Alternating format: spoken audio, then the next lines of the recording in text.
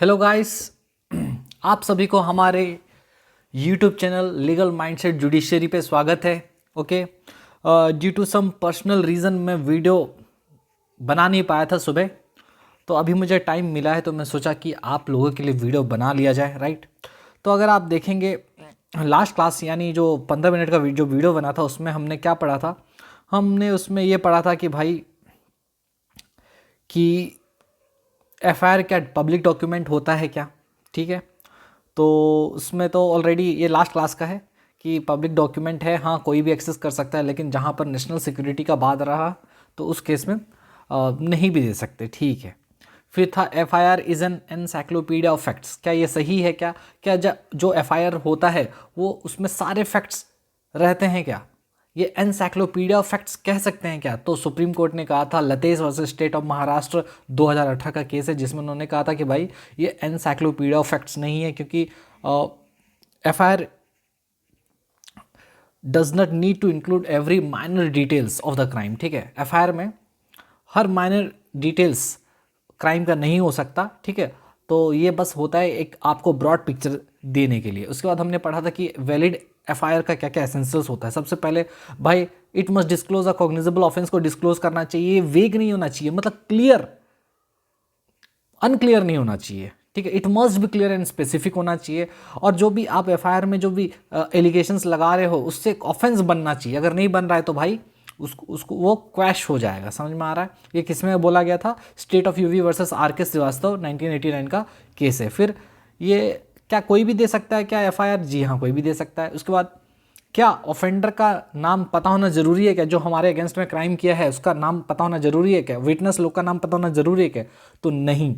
Even if the offender and the witness are unknown the FIR can be still registered, ठीक है। उसके बाद हमने ये पढ़ा था क्या सेक्शन 154 जो हुआ करता था अभी 173 जो हो चुका है, यानी एफआईआर का जो सेक्शन है उसमें कुछ कुछ प्रोविजंस लिखे हुए हैं, जैसे reading over the information after writing it down. जैसे आप कॉग्निजेबल इंफॉर्मेशन का जब आप रिपोर्ट कराने जाते हो तो आप ऑरली अगर देते हो तो उसको क्या करना पड़ता है? रिड्यूस टू राइटिंग करना पड़ता है। उसके बाद write over to the informant के सामने पढ़ना पड़ता है, फिर साइन करना पड़ता है। तो वही बोल रहा है कि रीड करना ज़रूरी है क्या? क्या एफआईआर को साइन करना इन्फॉर्मेंट के द्वारा ज़रूरी है क्या? क्या उसके सब्सटेंस को एंटर करना ज़रूरी है क्या? तो ये सारा चीज़ अगर कोई बंदा स्किप कर देता है तो इससे क्या एफआईआर वैलिड रहेगा या नहीं होगा? तो इसमें बोला गया भाई एफआईआर रिमेन्स लीगली वैलिड, फिर भी वैलिड रहेगा। किसमें बोला गया था? Shyam Devgadiya versus state of Patna 1953। समझ में आया? यानी ये जो प्रोविजंस लिखे गए हैं सेक्शन 173 में, ओके, ये सब नॉन मैंडेटरी प्रोविजंस हैं। मतलब इसको अगर फॉलो नहीं भी किए तो चल जाएगा, काम चल जाएगा। समझ में आ रहा है? ओके, अभी आगे बढ़ते हैं, अपना गाड़ी को थोड़ा सा आगे बढ़ाते हैं, ठीक है। चलिए, अभी कुछ इंपॉर्टेंट बात मैं आपको बताने वाला हूँ जो एफआईआर को लेके। देखिए, मैं जो भी बता रहा हूँ ना गाइज, ये आपको आपके नॉलेज के लिए, ठीक है, आपका जो जुडिशियरी एग्ज़ाम का नॉलेज के लिए तो इम्पॉर्टेंट है ही, साथ में आपको एफआईआर का जो बेसिक चीज़ है वो भी आपको उसमें भी हेल्प करेगा, ठीक है। चलिए क्या बताने वाला था आज मैं? Okay, let me check.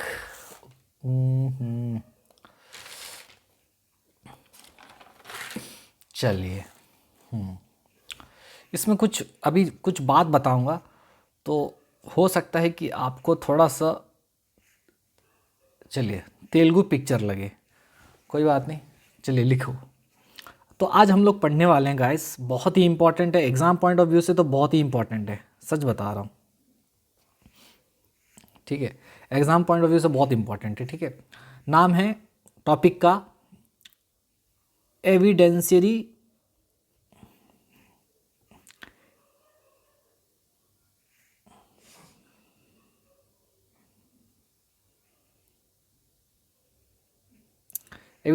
Value of FIR, ठीक है।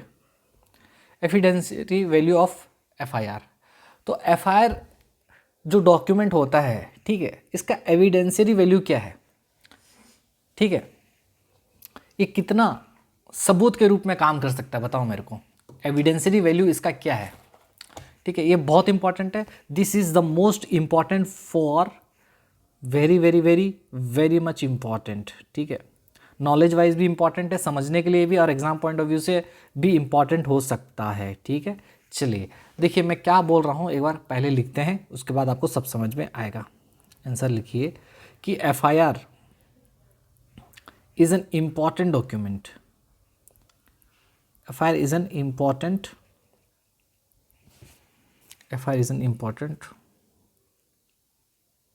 document which sets the criminal law in motion। ठीक है, ये तो पता चल गया, ये ऑलरेडी पढ़ चुके हैं भाई। FIR एक ऐसा डॉक्यूमेंट जो कि जिसके वजह से जैसे ही FIR लॉन्च हुआ आपका क्रिमिनल लॉ मोशन में आ जाता है। ऑफेंस जैसे ही घटित हुआ, ऑफेंस का जब आप FIR लिखाने जाओगे, ठीक है, तो FIR जैसे लिख दिए ना भाई, वहाँ से आपका क्रिमिनल लॉ मोशन में आ जाता है। ठीक है, तो इसीलिए ये फर्स्ट स्टेप बोल सकते हैं। ठीक है, FIR इसलिए याद है, FIR का डेफिनेशन में हमने क्या कहा था, it is first in point of time. समझ में आ रहा है? अच्छा, FIR is an important document which sets the criminal law in motion. Okay, it is not a substantive piece of evidence. Oh my god, it is not a substantive piece of evidence. It is not a substantive piece of evidence. भाई ये substantive piece of evidence नहीं है। Okay, it is not a substantive piece of evidence that is evidence of the facts recorded in it. That is evidence of facts recorded therein। मतलब क्या? देखिए, सबसे पहले आपको ये समझना पड़ेगा भाई सब्सटेंटिव पीस ऑफ एविडेंस मतलब क्या होता है। सब्सटेंटिव पीस ऑफ एविडेंस मतलब जो कि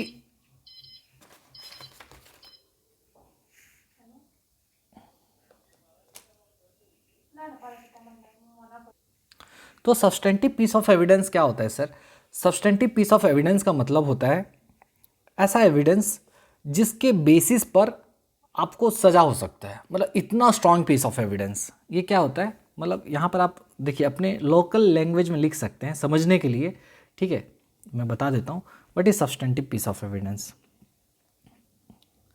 सब्सटेंटिव पीस ऑफ एविडेंस, ठीक है, मतलब क्या? Very strong evidence, very strong evidence. ठीक है, very strong evidence on the basis of which, क्या?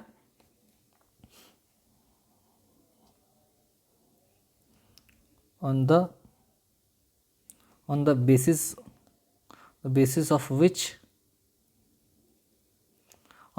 of which judgment can be pronounced।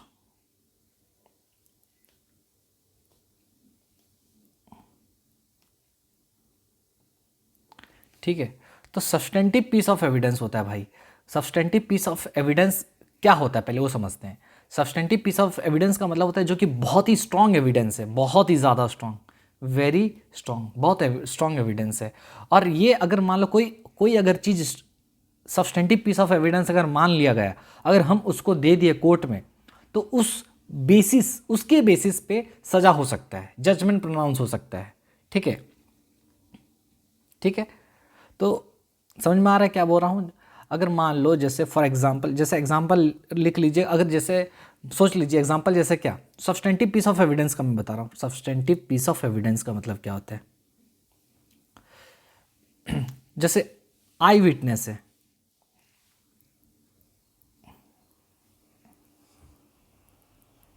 I witness of a crime. ठीक है, एक क्राइम जो हुआ है उसका जो आई विटनेस होता है वो सब्सटेंटिव पीस ऑफ एविडेंस होता है भाई। उसके सोल बेसिस पे क्या हो सकता है, आपको सजा हो सकता है। समझ में आ रहा है? मतलब जिसके बेसिस पे सजा हो सकता है, जिसके बेसिस पे सजा हो सकता है। आप हिंदी में ऐसा भी लिख सकते हैं, यहां पर लिख लीजिए, जिस एविडेंस के बेसिस पे कोर्ट सजा सुना सकती है। बताओ, मान लो सब्सटेंटिव पीस ऑफ एविडेंस मतलब ऐसा एविडेंस जिसके बेसिस पे कोर्ट सजा सुना सकती है, मतलब इतना स्ट्रॉन्ग एविडेंस है। समझ में आ रहा है मैं क्या बोल रहा हूँ? तो वही चीज़ है। यानी क्या, तो एफआईआर क्या है? ये सब्सटेंटिव पीस ऑफ एविडेंस नहीं है, बोल रहा है नहीं है। समझ में आ रहा है? अच्छा, अब समझ में आया। सब्सटेंटिव पीस ऑफ एविडेंस जब भी सुनोगे इसका मतलब ये है कि बहुत ही ज़्यादा स्ट्रॉन्ग एविडेंस है, बहुत ज़्यादा। समझ में आ रहा है? और सब्सटेंटिव पीस ऑफ एविडेंस का मतलब होता है अगर कोई चीज़ के लिए सब्सटेंटिव पीस ऑफ एविडेंस दे दिया जाता है तो वो चीज़ साबित हो जाएगा, मतलब। समझ में आ रहा है? ओके, ठीक है सर, इतना समझ में आ गया। तो बताओ, एफआईआर क्या सब्सटेंटिव पीस ऑफ एविडेंस है क्या? नहीं, it is not a substantive piece of evidence. Okay, चलो, समझ में आ रहा है आपको? देखिए कमेंट बॉक्स में कोई बताता नहीं है भाई समझ में आ रहा है या नहीं आ रहा है। अच्छा, वैसे ये जो सब्सटेंटिव पीस ऑफ एविडेंस जो है इसके बारे में कहाँ लिखा गया है, कौन सा केस लॉ में ये बताया गया था? ये केस लॉ का नाम है, लिख लो भाई, ये केस लॉ का नाम है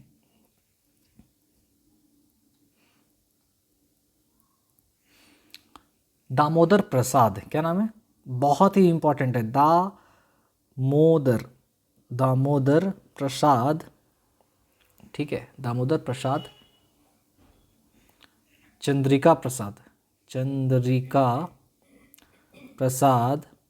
दामोदर प्रसाद Chandrika Prasad versus state of Maharashtra. कहाँ का है? State of Maharashtra. Okay sir, ये है 1972 सुप्रीम कोर्ट। ठीक है, तो इसी केस में बोला गया कि FIR is not a substantive piece of evidence. समझ में आ गया? ओके, अच्छा, एफआईआर को कहाँ कहाँ यूज़ कर सकते हैं? इसी के अंदर लिख रहा हूँ मैं, यही पॉइंट के अंदर है। हाँ, एविडेंसरी वैल्यू में FIR can B used for, देखिए अब ये यहाँ से जो मैं लिखने वाला हूँ आपका होश उड़ सकता है। ठीक है, तो ध्यान से सुनिएगा। एफआईआर कैन बी यूज्ड, दो चीज़ों में यूज हो सकता है। पहला, एफआईआर कैन बी यूज्ड, पहला है टू कॉन्ट्राडिक्ट, टू कोरोबोरेट। पहला क्या है? To corroborate the information, to corroborate the information under section 157।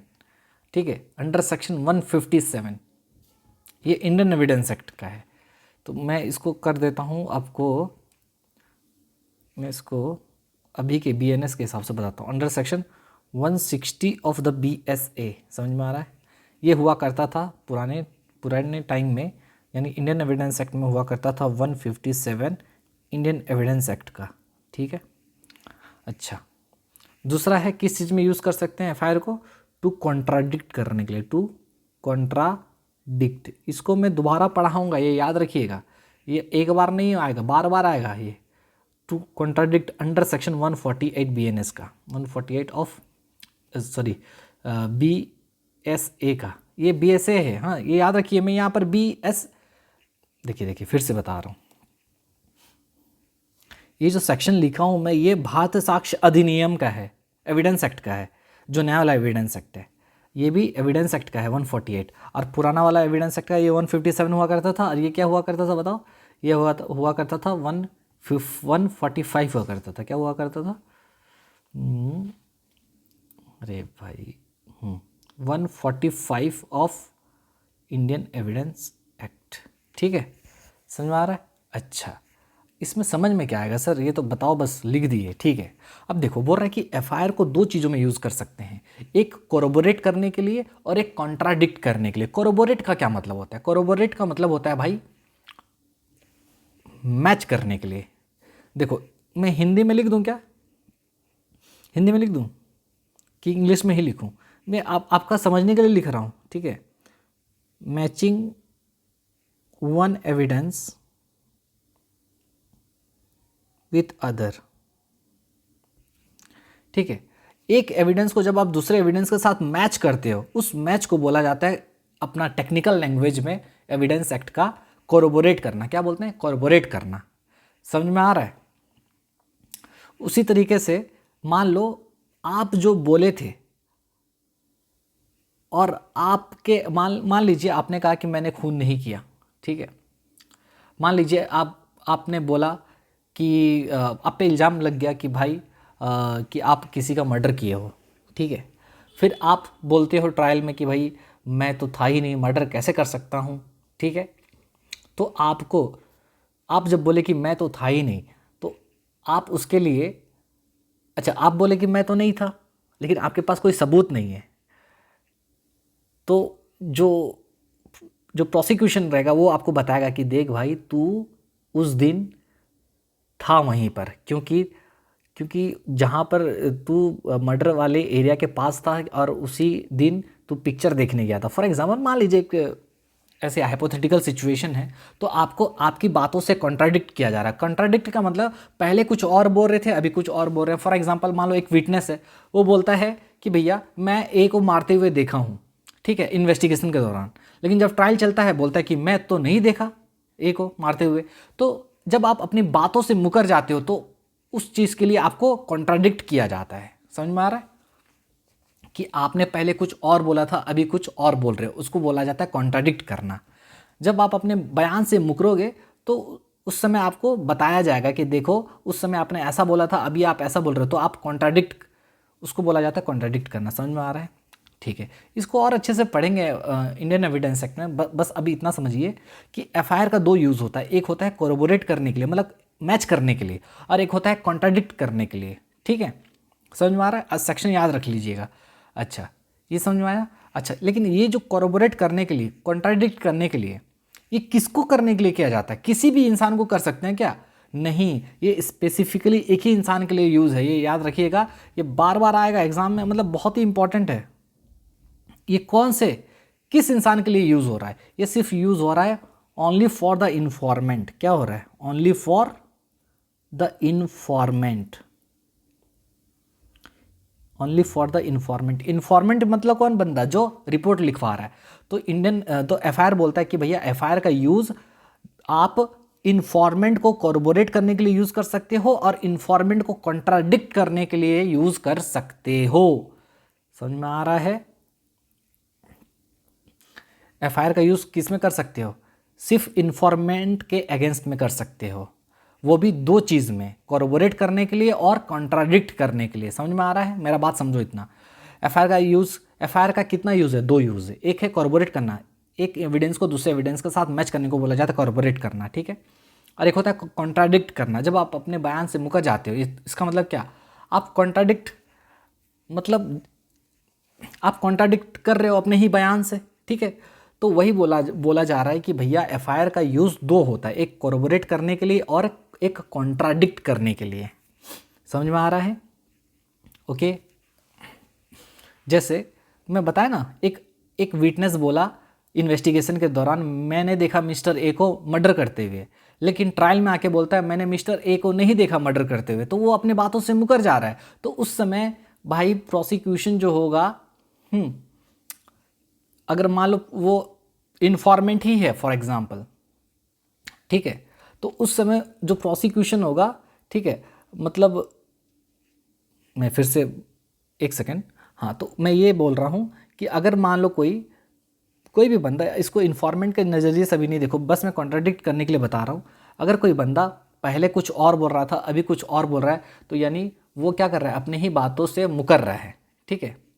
तो उसको फिर उसी केस में एफआईआर का यूज़ होता है। एफआईआर का यूज़ दो होता है, एक कोरोबोरेट करने के लिए और एक कॉन्ट्राडिक्ट करने के लिए। समझ में आ रहा है मैं क्या बोल रहा हूँ?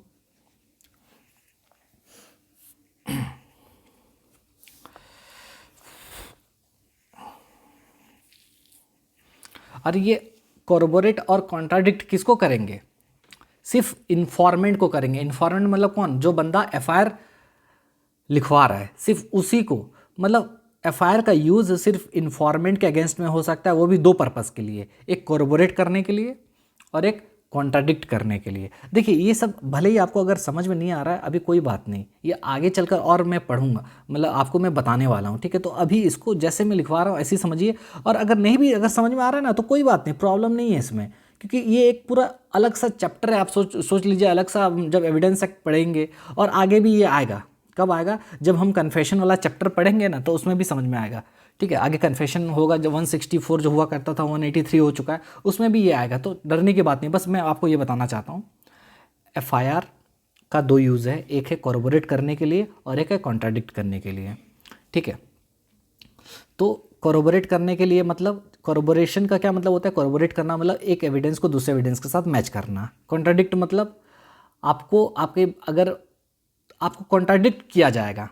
ठीक है, मतलब अगर आप झूठा कुछ बयान दे रहे हो तो आपको दिखाया जाएगा, देखो तुम उस समय कुछ और बोले थे, अभी कुछ और बोल रहे हो, तो उसको तुमको कॉन्ट्राडिक्ट मतलब किया जा रहा है। समझ में आ रहा है? अगर आप इन्वेस्टिगेशन के दौरान बोले थे कि मैं ए को देखा था मर्डर करते हुए, लेकिन ट्रायल में बोलते हो कि मैं नहीं देखा हूँ, यानी फिर आपको वो डॉक्यूमेंट दिखाया जाएगा, देखो तुमने पहले ये बोला था, अभी और कुछ बोल रहे हो, यानी तुमको कॉन्ट्राडिक्ट कराया जा रहा है। समझ में आ रहा है? उसको बोला जाता है कॉन्ट्राडिक्शन।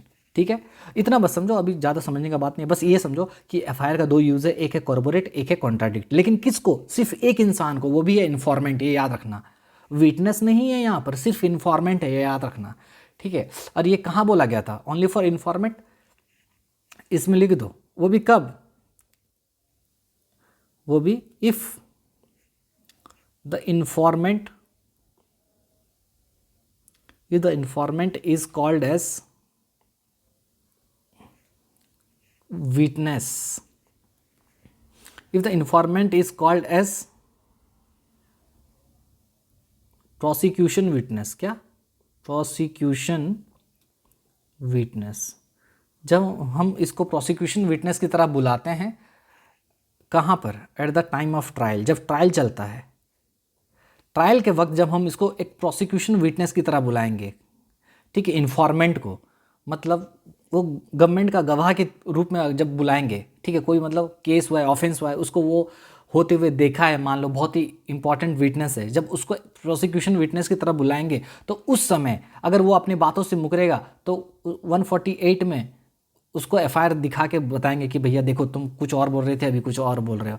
उसी तरीके से एफआईआर का यूज़ भी कर सकते हैं कॉर्पोरेट करने के लिए। बस इतना समझो, समझ में आ रहा है? तो यहाँ पर क्या पढ़े भाई? एफआईआर का यूज़ दो है, एक है कॉर्पोरेट करना, एक है कॉन्ट्राडिक्ट करना। कॉर्पोरेट का है 160 में, कॉन्ट्राडिक्ट का है 148 में। किसको कॉर्पोरेट और कॉन्ट्राडिक्ट करने के लिए यूज़ कर सकते हैं? विटनेस को, एक्यूज्ड को? नहीं भाई नहीं, ओनली इन्फॉर्मेंट। ये याद रखिएगा, सिर्फ इन्फॉर्मेंट को ही यहाँ पर दोनों में कॉर्पोरेट भी किया जा सकता है और कॉन्ट्राडिक्ट भी किया सकता है। ठीक है, अच्छा इतना समझिए। अच्छा, ये केस का नाम भी इंपॉर्टेंट है, याद रखिएगा।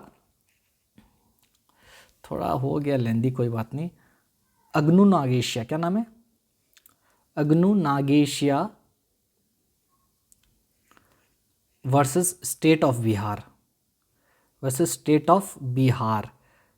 अगर नहीं भी समझ में आ रहा है ना, कोई बात नहीं, चुपचाप लिख लो, मैं सारा चीज़ बताऊंगा। जैसे देखिए सारा चीज़ आपको अगर एक बार में समझ में आ जाता तो फिर क्या था? समझ में आ रहा है? कुछ कुछ चीज़ें होती हैं कि टाइम लगता है समझने के लिए। ठीक है, और मुझे थोड़ा सा वक्त दीजिए, मैं सारा चीज़ आपको बता दूंगा। देखिए, ठीक है ना, आगे चलते हैं। हम अभी पढ़ रहे थे एविडेंसरी वैल्यू ऑफ एफआईआर। एफआईआर का क्या एविडेंसरी वैल्यू है, कैसा कैसा एफआईआर को यूज़ किया जा सकता है एविडेंस के रूप में। तो हमने क्या पढ़ा भाई? सबसे पहले ये एक इंपॉर्टेंट डॉक्यूमेंट है, ठीक है, जो क्या करता है?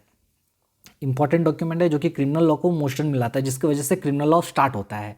ये सब्सटेंटिव पीस ऑफ एविडेंस है क्या? ये क्या ऐसा एविडेंस है जिसके वजह से पूरा क्या हो सकता है, मतलब सजा हो सकता है? नहीं भाई नहीं, it is not a substantive piece of evidence. ठीक है, इतना समझ में आया? ओके।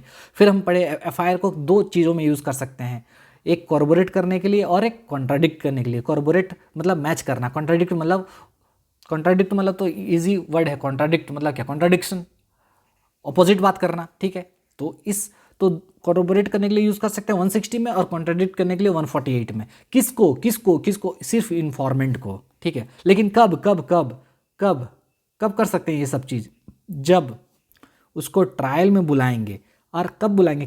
किस हैसियत से बुलाएंगे? प्रोसिक्यूशन के हैसियत से। वो जब आएगा प्रोसिक्यूशन विटनेस बन के आएगा, मतलब गवर्नमेंट का वकील, मतलब जो केस चला रहा है, वो उसको जब बुलाएगा ट्रायल के समय अपना विटनेस के रूप में, तो उस केस में हम उसको उस एफआईआर का यूज़ करेंगे। और एफआईआर का दो चीज़ के लिए यूज़ कर सकते हैं, कॉर्पोरेट करने के लिए उसको और कॉन्ट्राडिक्ट करने के लिए। बस खत्म, इतना समझो। ओके, ठीक है सर, आगे बताइए।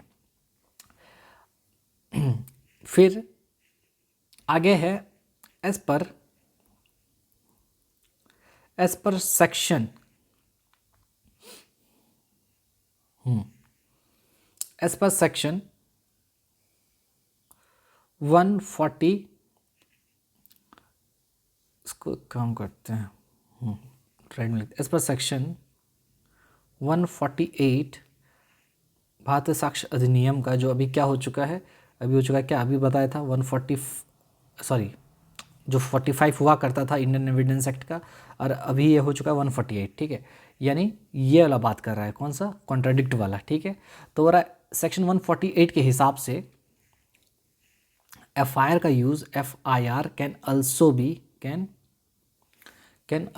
B used for cross examination, cross examination के लिए भी यूज कर सकते हैं, समझे, ये याद रखिएगा, क्रॉस एग्जामिनेशन ऑफ द इंफॉर्मेंट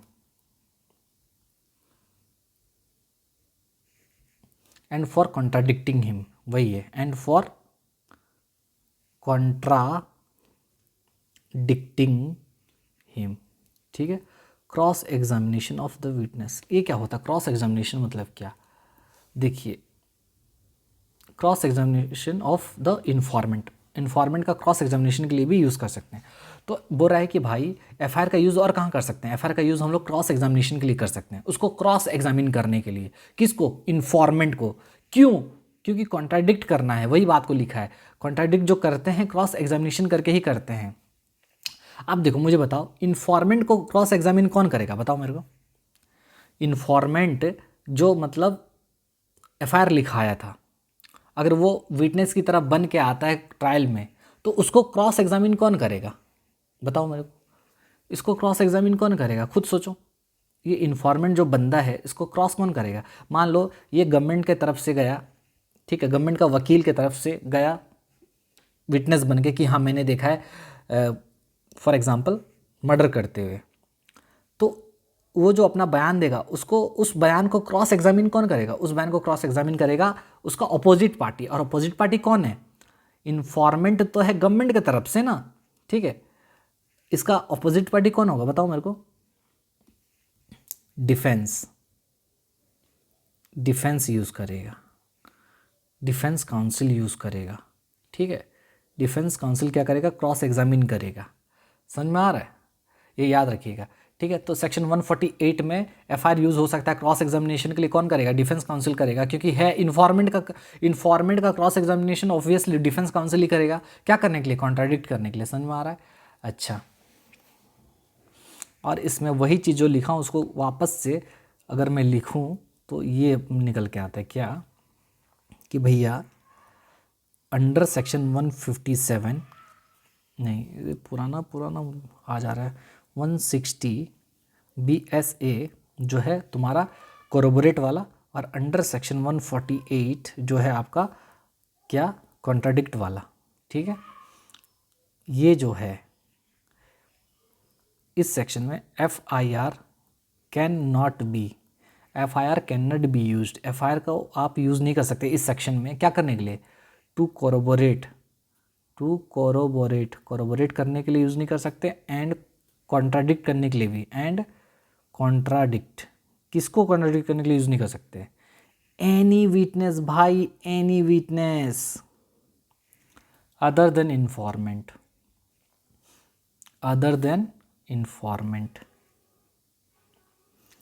मतलब वही चीज़ को लिख दिया अलग लैंग्वेज में, बोला भाई अगर तुमको 160 का BSA और 148 का BSA में अगर एफआईआर का यूज़ करना है कोरबोरेट करने के लिए, कॉन्ट्राडिक्ट करने के लिए, तो सिर्फ और सिर्फ आप किसको कर सकते हो, सिर्फ और सिर्फ आप इन्फॉर्मेंट को कर सकते हो, अदर देन इन्फॉर्मेंट को छोड़ के आप किसी को भी नहीं कर सकते हो, किसी को भी आप कॉन्ट्राडिक्ट या फिर कॉरबोरेट नहीं कर सकते हो।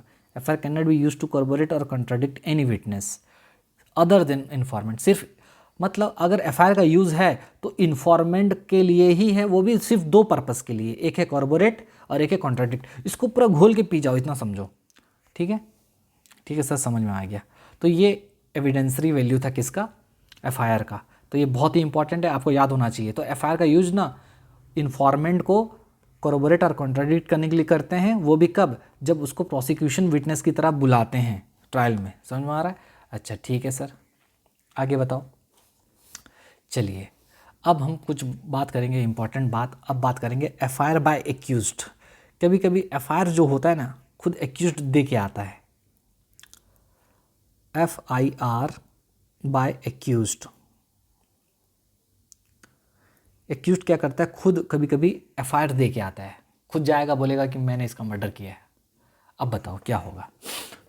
तो उस समय आइए कुछ लिखते हैं बात तो समझ में आएगा। इफ द FIR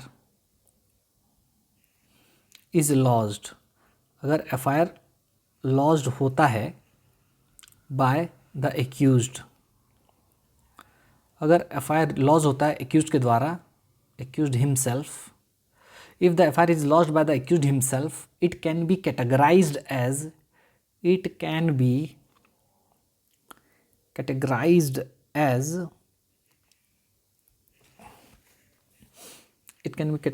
as दो चीज,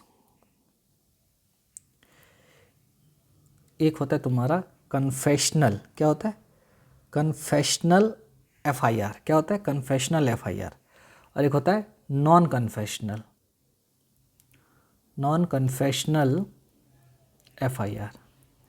ठीक है, कन्फेशनल FIR और नॉन कन्फेशनल FIR क्या मतलब है सर इसका, बता देंगे क्या है।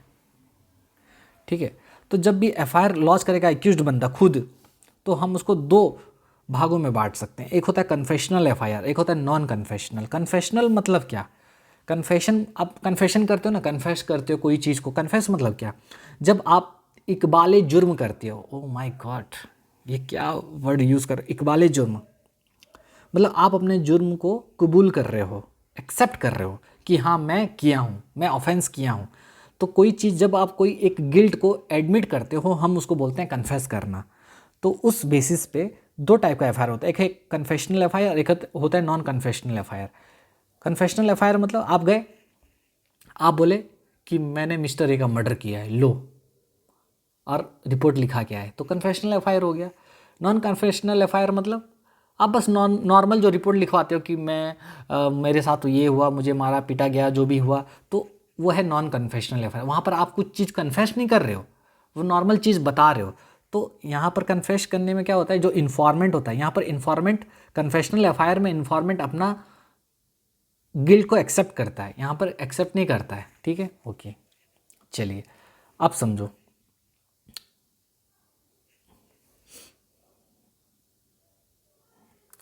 Use of FIR bye the accused,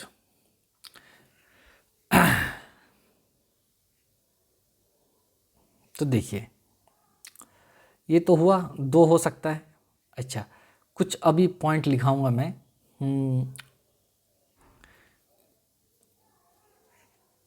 ठीक है, अभी ये समझ में आ गया, दो टाइप का FIR होगा कन्फेशन के बेसिस पे। अगर कोई बंदा एक्यूज्ड जो है अगर खुद FIR लॉन्च करता है तो हम उसको कन्फेशनल FIR बोल सकते हैं या फिर नॉन कन्फेशनल। कन्फेशनल FIR मतलब क्या, यहाँ पर लिख ही देता हूँ यार, फिर तुम लोग बाद में तुम लोग बोलोगे क्या क्या लिखवा रहे हो। ठीक है, लिख देता हूँ। कन्फेशनल FIR मतलब when the informant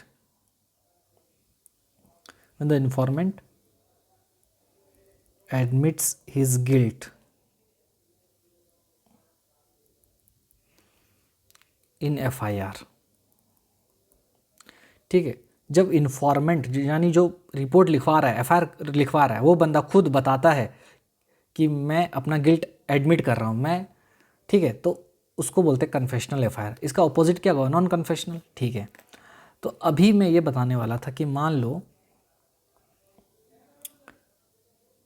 N FIR given by the accused, मान लो कोई एक्यूज्ड है, किसी का मर्डर कर देता है और खुद चला जाता है पुलिस स्टेशन। एक एक्यूज्ड मर्डर किया, खुद चला गया पुलिस स्टेशन, तो उस FIR का यूज़ हो सकता है क्या, बताओ आप। तो क्योंकि अब देखिए ये जो एक्यूज्ड है यहाँ पर, अब एक्यूज्ड है, समझिए मेरा बात को, एक तरीके से इन्फॉर्मेंट तो है ही, साथ में एक्यूज्ड भी है। तो यहाँ पर सोचिए an FIR given by the accused, ये बहुत इंपॉर्टेंट है, कैन नॉट बी, क्या, can not be used for कोरोबोरेशन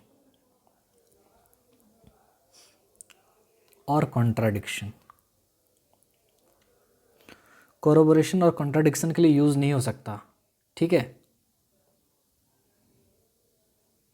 ठीक है, FIR given by the accused cannot be used for corroboration or contradiction because the accused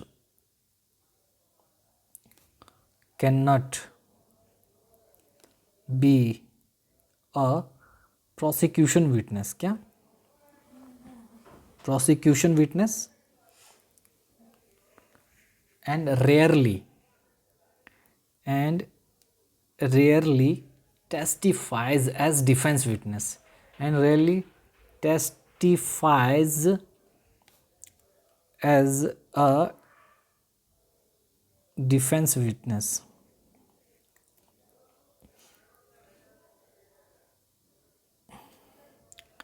ठीक है, rarely testifies as a defense witness. देखो बोल रहा है कि भैया अब खुद सोचो, देखिए यहाँ पर FIR देने वाला बंदा कौन है? FIR कौन दे रहा है? FIR दे रहा है जो एक्यूज है खुद, मतलब जो मर्डर किया है वो खुद FIR लेके जा रहा है, पुलिस स्टेशन में दे रहा है। तो बोल रहा है कि जो बंदा खुद मर्डर किया है, एक्यूज खुद है वो, और खुद जाके FIR दे रहा है कि मैंने मर्डर किया है, तो उसका FIR का यूज़ नहीं हो सकता।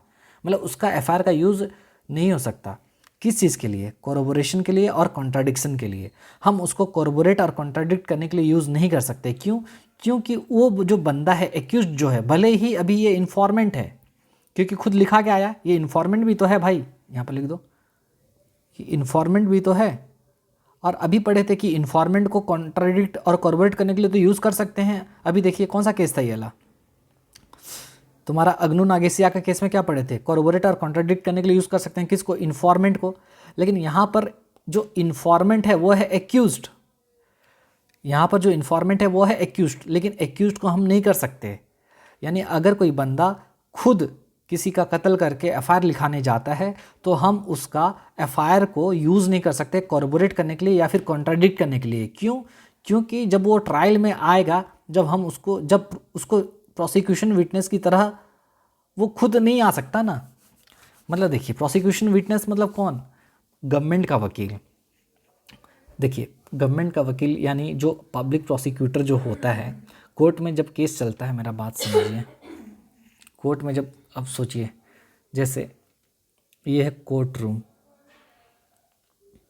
ठीक है, इधर जज साहब बैठते हैं, ठीक है, इधर दो आदमी हैं, एक है पब्लिक प्रोसिक्यूटर और एक है तुम्हारा, एक है डिफेंस काउंसिल, ठीक है, डिफेंस काउंसिल, ठीक है। अब ये दोनों, ये किसके तरफ से रहता है? ये रहता है पब्लिक प्रोसिक्यूटर तुम्हारा किसके तरफ से? ये रहता है पब्लिक प्रोसिक्यूटर रहता है जो तुम्हारा केस FIR लॉन्च की है, FIR लॉन्च करने वाले की तरफ से, FIR लॉन्च करने वाले की तरफ से। हाँ, मतलब इसका काम क्या है? इसका काम है सज़ा दिलाना, सज़ा दिलाना। सज़ा दिलाना किसको? सज़ा दिलाना एक्यूज्ड को, ठीक है। और इसका काम क्या है? ये जो है, मैं बहुत ही बेसिक तरीके से बता रहा हूँ, मैं देखिए बता रहा हूँ, हाँ, और मेरे इस एफर्ट्स को अप्रिशिएट कीजिएगा, बता रहा हूँ। अच्छा, इसका काम क्या है? ये डिफेंस काउंसिल जो होता है, इसका काम होता है कि भाई जो एक्यूज्ड है, एक्यूज्ड को बचाना, एक्यूज्ड को बचाना। समझ में आ रहा है? जो भी एक्यूज्ड है, जिस पर केस हुआ है, ऑफेंस का चार्ज जिस पे लगा है, उसको डिफेंस वाला बचाता है। ये है, दोनों डिफेंस काउंसिल हैं, ये पब्लिक प्रोसिक्यूटर है, ठीक है। तो इसका ये लॉयर है, उसका ये लॉयर है। समझ में आ रहा है? अच्छा, अब मुझे बताओ, ये जो बंदा है, जिस अब पब्लिक प्रोसिक्यूटर का काम क्या है? एक्यूज्ड को सज़ा दिलाना। और यहाँ पर एक्यूज जो है वो खुद ही FIR लेके जा रहा है ना भाई कि मैं मारा हूँ, मतलब वो खुद चाहता है कि उसका सज़ा हो। तो वहाँ पर वो, अब जब ये पब्लिक प्रोसिक्यूटर क्या करता है, अगर मान लो एक्यूज्ड, और ये बंदा मान लो कोई है एक्यूज्ड, ये कौन है? ये है एक्यूज्ड, ठीक है। तो PP का काम है, PP का काम है इसको सज़ा दिलाना, ये जो लिखा हूँ मैं, और इसका काम है इसको बचाना, ठीक है। सज़ा दिलाना, सज़ा दिलाना, इसका काम है बचाना, ठीक है। तो PP का ये काम है। अब यहाँ पर एक्यूज जो है वो खुद एफआईआर लिख के जा रहा है ना, खुद एफआईआर दे रहा है कि भैया मैं मारा हूँ बोल के। तो यहाँ पर पब्लिक प्रोसिक्यूटर एक्यूज को बचाएगा कैसे? समझ में आ रहा है? ठीक है, तो इसलिए बोल रहा है कि अगर वो एक्यूज कभी भी पब्लिक प्रोसिक्यूटर के तरफ से विटनेस बन के तो आ ही नहीं सकता। ठीक है, समझ में आ रहा है मैं क्या बोल रहा हूँ? खुद अपने ही अगेंस्ट में थोड़ी गवाही देगा। मतलब समझ में आ रहा है? अगर ये बोलेगा कि मैं ही मारा हूँ तो ये पब्लिक प्रोसिक्यूटर क्या बोलेगा? नहीं नहीं तुम नहीं मारे हो। ऐसा नहीं होगा ना, ऐसा नहीं होगा। समझो वही चीज़ मैं बोल रहा हूँ कि यहाँ पर पब्लिक प्रोसिक्यूटर का काम है भाई जो एक्यूज है उसको सजा दिलाना। लेकिन यहाँ एक्यूज खुद बोल रहा है कि मैं खुद मारा हूँ। तो मतलब बात समझ रहे हो क्या प्रॉब्लम हो रहा है? वही चीज़ है। तो यहाँ पर जब भी एफआईआर जो देगा कौन? एक्यूज देगा। तो जब भी एक्यूज्ड एफआईआर देगा तो उस केस में, जब भी एक्यूज्ड एफआईआर देगा उस केस में ना ही उसको हम लोग कोरोबोरेट करने के लिए यूज़ कर सकते हैं, ना ही कॉन्ट्राडिक्ट करने के लिए यूज़ कर सकते हैं। ठीक है, जब भी उसको प्रोसिक्यूशन विटनेस की तरफ बुलाएंगे तो, because the accused can not B, हाँ, क्योंकि एक्यूज्ड को प्रोसिक्यूशन विटनेस की तरह नहीं बुला सकते and really testify as a defence witness, ना ही डिफेंस विटनेस की तरह टेस्टिफाई कर सकता है वो चीज़। समझ में आ रहा है? तो यहाँ पर बस आपको ये समझना है, ना ही वो डिफेंस की तरफ से जा सकता है, ना ही प्रोसिक्यूशन विटनेस की तरफ से जा सकता है। तो इसीलिए एफआईआर जब भी कोई एक्यूज्ड देगा, ना ही उसको कॉर्पोरेट करने के लिए यूज़ कर सकते हैं, ना ही कॉन्ट्राडिक्ट करने के लिए। लेकिन हाँ, कोई इन्फॉर्मेंट है जो कि एक्यूज नहीं है वो दे सकता है। समझ में आ रहा है? उसके लिए यूज़ कर सकते हैं। समझ में आ रहा है? ठीक है सर, इसको मिटा दूँ? आप लोग लिख लीजिएगा पॉज करके, मैं इसको साफ़ कर दे रहा हूँ यहाँ से। चलो भाई, ठीक है। तो क्या यहाँ पर समझ में आया? एफआईआर जब भी कोई एक्यूज्ड बंदा लेके जाएगा तो उस एफआईआर का यूज़ हम लोग कोरोबोरेट और कॉन्ट्राडिक्ट करने के लिए नहीं कर सकते, क्योंकि वो खुद अपने अगेंस्ट में गवाही थोड़ी देगा। समझ में आ रहा है? तो क्योंकि ना ही उसको प्रोसिक्यूशन विटनेस की तरह बुलाया जा सकता है, ना ही वो डिफेंस विटनेस की तरह टेस्टिमनी दे सकता है। ठीक है, अच्छा ये हुआ। चलिए इसको थोड़ा एक बार और देख लीजिएगा तो समझ में आ जाएगा आपको। ठीक है, वरना मुझे कमेंट बॉक्स में बताइएगा। उसके बाद है भाई कन्फेशनल एफआईआर के बारे में थोड़ा सा पढ़ेंगे। ठीक है, कन्फेशनल एफआईआर अभी बताया था, वही है confessional FIR. Confessional FIR. Sir ये राइटिंग थोड़ा सा टेढ़ा वेढ़ा क्यों हो रहा है? अच्छे से लिखते हैं यार। कन्फेशनल एफआईआर, ठीक है, ओके। देखो इसमें क्या लिखना है। कन्फेशनल एफआईआर समझ में आया? जिसमें जिस एफआईआर में बंदा जो रिपोर्ट लिखवा रहा है वो खुद कबूल कर रहा है कि मैं कत्ल किया हूँ या ऑफेंस किया हूँ। समझ में आ रहा है? तो इफ़ द एफआईआर लिखो, if the FIR contains a confession, जिसमें कन्फेशन रहता है, अगर एफआईआर में कन्फेशन रहता है, it can not be used, it can not be used as evidence. उसको आप एविडेंस की तरह यूज़ नहीं कर सकते। क्यों? अभी बताया था, देखिए। ठीक है, एफआईआर में अगर कन्फेशन है तो उसको यूज़ नहीं कर सकते एज एन एविडेंस। ठीक है, अगेंस्ट द एक्यूज्ड,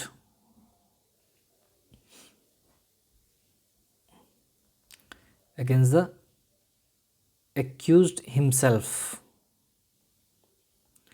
ठीक है, against the accused himself, because क्योंकि बिकॉज तुम्हारा जो सेक्शन 23 है BSA का, जो पहले हुआ करता था section 25 of Indian evidence act. ठीक है, वो क्या बोलता है, क्या बोलता है? सेज दैट, वो बोलता है confessions made to police officer, confessions made to police officer cannot be, confession made to police officer cannot be used against accused himself। समझे मैं क्या बोल रहा हूँ? क्योंकि यूज़ नहीं होने का मेन कारण है, अगर एफआईआर में कन्फेशन है, मतलब कोई यहाँ पर देखिए यूज़ क्यों नहीं हो रहा था, क्योंकि हमारा जो इंडियन एविडेंस एक्ट है भाई, पहले का जो 25 हुआ करता था और अभी ये हो चुका है सेक्शन 23, ये मना करता है, बोलता है कि अगर आप खुद भी अगर अपने अगेंस्ट में गवाही देते हो तो पुलिस के सामने, तो वो गवाही, वो कन्फेशन को कन्फेशन नहीं मानेंगे। समझ में आ रहा है क्या बोल रहे हैं? उसको यूज़ नहीं कर सकते, ठीक है। तो हिट हो जाएगा सेक्शन 25 से इंडियन एविडेंस एक्ट का, ठीक है। मतलब सेक्शन 25 बोलता है अगर कोई भी बंदा पुलिस के सामने अगर कन्फेशन करता है तो उसको यूज़ नहीं कर सकते एविडेंस के रूप में, ठीक है। तो वही बुरा, अगर कोई बंदा एफआईआर लिखाता है उसमें कन्फेशन है तो उसको यूज़ नहीं कर सकते उसी बंदे के अगेंस्ट में, क्योंकि सेक्शन 25 इंडियन एविडेंस एक्ट का पुराना वाला और अभी जो हो चुका है सेक्शन 23 वो मना करता है, वो बोलता है confession made to police officer can not be used against himself. समझ में आ गया? लेकिन ठीक है, ये तो मना कर दिया, ठीक है, यूज़ नहीं कर सकते, सेक्शन 23 मना कर दिया कि भैया यूज़ नहीं कर सकते। लेकिन और एक सेक्शन है, how ever such a statement, उसका जो स्टेटमेंट को मे बिकम रेलिवेंट, वो रेलिवेंट हो सकता है, मे बिकम रेलिवेंट, ये रेलिवेंट थोड़ा बड़ा करके लिखिएगा, may become relevant, may become relevant under section 8, नहीं उसको नए के हिसाब से अंडर सेक्शन 6 ऑफ BSA, जो पहले हुआ करता था section 8 of Indian evidence act, ठीक है। तो इंडियन एविडेंस एक्ट का सेक्शन 8 जो था अभी हो चुका है 6, जो क्या बोलता था, ये बोलता था as a part of accused subsequent conduct, as a part subsequent conduct के बारे में बात करता था, as a part of accused subsequent conduct, ठीक है। ये केस का नाम है, एक केस का नाम है क्या है, Bheru Singh versus state of Rajasthan. क्या नाम है केस का नाम है भेरू सिंह, एक सेकंड गाइस मैं थोड़ा सा लिख दे रहा हूँ, Bheru Singh versus state of Rajasthan का केस है। मैं इसको बताता हूँ, एक सेकंड। हाँ तो गाइस ये क्या बोल रहा था मैं ये कह रहा था कि अगर कन्फेशनल एफआईआर है तो कन्फेशनल एफआईआर को हम कभी भी एविडेंस के रूप में यूज़ नहीं कर सकते उस बंदे के अगेंस्ट में जो बंदा खुद एफआईआर लिखा के आया है। क्यों? क्योंकि यहाँ पर ये जो हम लोग लिखे थे उसका आंसर यहाँ पर मिल गया, ठीक है। देखिए क्योंकि इंडियन एविडेंस एक्ट सेक्शन 25 जो है वो मना करता है कि पुलिस के सामने दिया गया कोई सा भी कन्फेशन नहीं माना जाएगा, उसको एविडेंस के रूप में नहीं मानेंगे, ठीक है। लेकिन हाँ उसको एविडेंस के रूप में तो नहीं मानेंगे, लेकिन उसको दूसरे सेक्शन में वो रेलिवेंट हो जाएगा, वो रेलिवेंट होगा दूसरे सेक्शन में become relevant under section 6 of BSA का सेक्शन 6 जो बोलता है सब्सिक्वेंट कंडक्ट के बारे में। तो सब्सिक्वेंट कंडक्ट को लेकर उसका जो स्टेटमेंट है वो रेलिवेंट हो जाएगा। कौन सा केस में बोला गया? Bheru Singh versus state of Rajasthan. देखिए ये जो चीज़ है ना, ये एविडेंस एक्ट का पार्ट है, तो आपको हो सकता है थोड़ा सा समझ में नहीं आएगा, लेकिन आप जितना समझ में आ रहा है उतना में एडजस्ट कीजिए, इसको लिख लीजिए, क्योंकि जब एविडेंस एक्ट पढ़ोगे तो ये समझ में आएगा आपको, इतना मैं बोल सकता हूँ, ठीक है। तो इसमें ये बोल रहा है कि भाई सेक्शन 23 मना करता है पुलिस के सामने एविडेंस अगर दोगे तो उसको यूज़ नहीं कर सकते। दूसरा चीज़, हाँ लेकिन वो कहाँ यूज़ हो सकता है? दूसरे सेक्शन में, सेक्शन 6 में सब्सिक्वेंट कंडक्ट के रूप में। कौन सा केस में बोला गया था? Bheru Singh versus state of Rajasthan, ठीक है। अब दूसरा लिखते हैं नॉन कन्फेशनल एफआईआर के बारे में, ठीक है। चलिए non confessional FIR, non confessional FIR मतलब क्या? जिसमें एक्यूज्ड, जिसमें इन्फॉर्मेंट कन्फेशन एडमिट नहीं कर रहा है, ठीक है। तो क्या है? इफ़ द एफआईआर, लिखो इफ़ द एफआईआर, इसको अच्छे से लिख के भाई याद कर लेना। If the FIR does not contain confession, इसमें अगर कन्फेशन नहीं होता है, it may be it may be admissible, तो वो एडमिसिबल हो जाएगा, it may be admissible against the accused, तो एक्यूज्ड के अगेंस्ट में यूज हो सकता है, अगेंस्ट द एक्यूज्ड के अगेंस्ट में यूज हो सकता है एज एन एडमिशन के रूप में, वो भी एज एन एडमिशन के रूप में यूज हो सकता है, वो भी अंडर सेक्शन जो अभी 19 हो चुका है बीएसए का, पहले हुआ करता था ये section 21 of Indian evidence act, ठीक है ये हुआ। या फिर इसको लिख लो अच्छे से, याद भी कर लेना, बहुत ही इंपॉर्टेंट है इसलिए लिखवा रहा हूँ इसको, ठीक है। या फिर किस तरीके से यूज़ कर सकते हैं, एज एविडेंस ऑफ कंडक्ट के रूप में, एज एविडेंस ऑफ कंडक्ट, और कंडक्ट कहाँ था अभी पढ़े थे, सेक्शन 6 बीएसए का जो हुआ करता था सेक्शन 8 इंडियन एविडेंस एक्ट का, ठीक है ये समझ में आया। देखिए इसमें बोला अगर कोई नॉन कन्फेशनल एफआईआर जिसमें कन्फेशन वगैरह कुछ भी नहीं है, तो उस केस में उस एफआईआर को यूज़ किया जा सकता है, वो एडमिसिबल है, ठीक है वो एडमिसिबल है, एक्यूज्ड के अगेंस्ट में यूज़ हो सकता है, ठीक है, लेकिन एज एन एडमिशन यूज़ होगा, ठीक है वो कन्फेशन नहीं माना जाएगा, ठीक है वो एडमिशन के रूप में यूज़ होगा, वो भी सेक्शन 19 में, ठीक है। और एविडेंस ऑफ कंडक्ट के रूप में सेक्शन बीएसए का सेक्शन 6 के हिसाब से उसका evidence of conduct subsequent conduct के रूप में मान लिया जाएगा। तो इसको आपको बस याद कर लेना है, नॉन कन्फेशनल एफआईआर और कन्फेशनल एफआईआर। कन्फेशनल एफआईआर में क्या है भैया, अगर कोई कन्फेशन एफआईआर देता है, कन्फेशनल एफआईआर देता है, तो जो बंदा दे रहा है उसके अगेंस्ट में उस एफआईआर को हम यूज़ नहीं कर सकते, सेक्शन 23 मना करता है इंडियन भारतीय साक्ष्य अधिनियम का, जो पुराना सेक्शन 25 हुआ करता था। इसके अलावा लेकिन दूसरे सेक्शन में रिलेवेंट हो जाएगा सेक्शन 6 बीएसए का, लेकिन सब्सिक्वेंट कंडक्ट के रूप में ये दूसरे सेक्शन में रेलिवेंट हो जाएगा, मतलब अब वो उसको एविडेंस के रूप में मान सकते हैं, लेकिन वो सब्सिक्वेंट कंडक्ट के रूप में। समझ में आ रहा है, Bheru Singh versus state of Rajasthan. फिर non confessional FIR, non confessional FIR का मतलब है वो एफआईआर जिसमें कन्फेशन नहीं हो रहा है, तो उस केस में उसका जो एफआईआर होगा उस एक्यूज्ड का, ठीक है, हम एफआईआर को यूज़ करेंगे लेकिन एडमिशन के रूप में, वो भी सेक्शन 19 बीएसए का भी हो चुका है, पहले 21 हुआ करता था, और एविडेंस ऑफ कंडक्ट के रूप में सेक्शन 6 में, ठीक है ये समझ में आ गया। तो ये आपको अच्छे से लिख लेना है, एग्ज़ाम के लिए बहुत इंपॉर्टेंट है, ठीक है सर आज का क्लास थोड़ा हैवी हो गया, क्या करोगे, हैवी तो होना ही था। अब कुछ चीज़ हैं, ठीक है जैसे बता रहा हूँ, एक है तुम्हारा कुछ टॉपिक है, हाँ वो टॉपिक पढ़ेंगे तो समझ में आएगा अपने को। टॉपिक का नाम है डिले इन फाइलिंग एफआईआर, और एक चीज़ है अपना FIR and telephonic messages.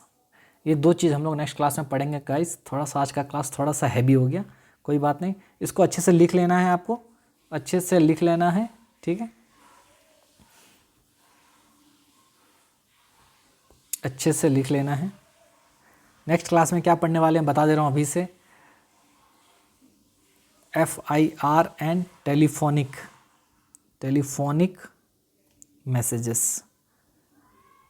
Messages जो होता है फ़ोन से जो होता है, वो कितना उसको एफआईआर मानेंगे या नहीं मानेंगे, एक तो पढ़े भी थे अपन लोग। दूसरा पढ़ेंगे डिले इन फाइलिंग एफआईआर, क्या पढ़ेंगे, डिले इन फाइलिंग एफआईआर। देखिए अभी तक एक चल ही रहा है, ठीक है तो ये दो टॉपिक पढ़ेंगे।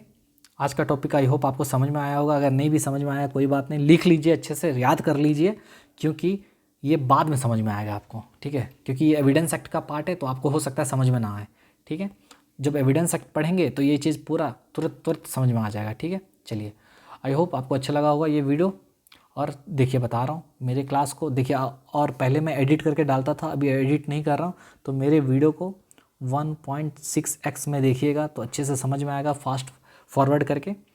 दूसरी बात, कमेंट बॉक्स में ज़रूर बताइए कि आपको कैसा लग रहा है, ताकि मुझे मोटिवेशन मिल सके, तभी तो वीडियो बना पाऊंगा, वरना देखो नहीं बना पाऊंगा, समझो बातों को, ठीक है। अगर आप कमेंट बॉक्स में लिखेंगे ना सर कि अच्छा आ रहा है, समझ में आ रहा है थोड़ा सा, तो मुझे अच्छा लगेगा, तो और मैं दूसरे पेपर को भी उठाने का ट्राई करूँगा, ठीक है। चलिए आई होप आपको ये वीडियो अच्छा लगा होगा, मिलेंगे नेक्स्ट वीडियो में, तब तक के लिए बाय, टेक केयर। मैं हूँ आपका दोस्त शमशेर सैम भी बोल सकते हो, ठीक है। तो मिलता है नेक्स्ट वीडियो में, बाय, टेक केयर एंड पढ़ते रहिए।